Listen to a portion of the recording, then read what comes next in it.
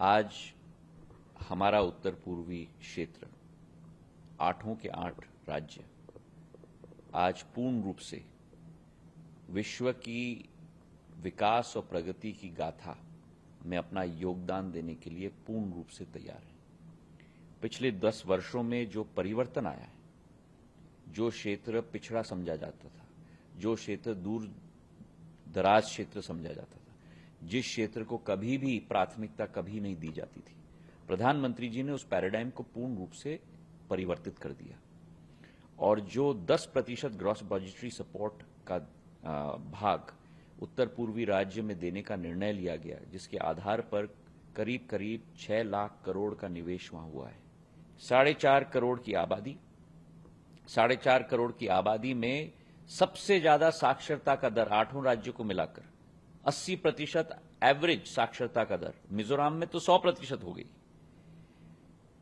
4.5 करोड़ आबादी में से 70% युवा 30 वर्ष के आयु से कम, और उस मतलब कि करीब करीब 3 करोड़। और उसी के साथ आप मिलाओ, जहां विश्व 2.5% ग्रोथ के साथ बढ़ रहा है, वहीं देश 6.75-7% ग्रोथ के साथ बढ़ रहा है।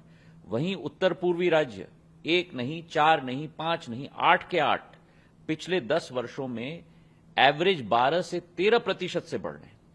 तो मतलब देश का डबल और विश्व का 4 गुना।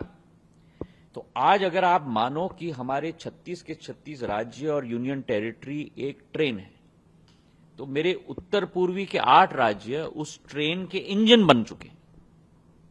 और इसलिए निवेश के लिए पूरी नींव प्रधानमंत्री जी ने बना दी है।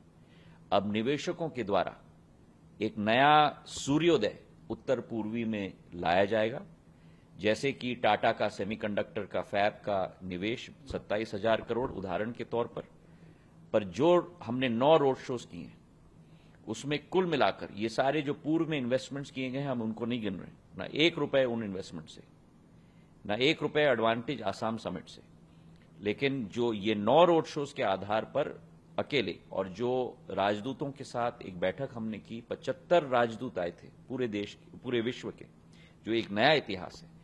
हमारा कल जो उद्घाटन प्रधानमंत्री जी से किया जाएगा, 4,22,000 करोड़ रुपए के निवेश इन 8 राज्यों के लिए रेखांकित किए गए।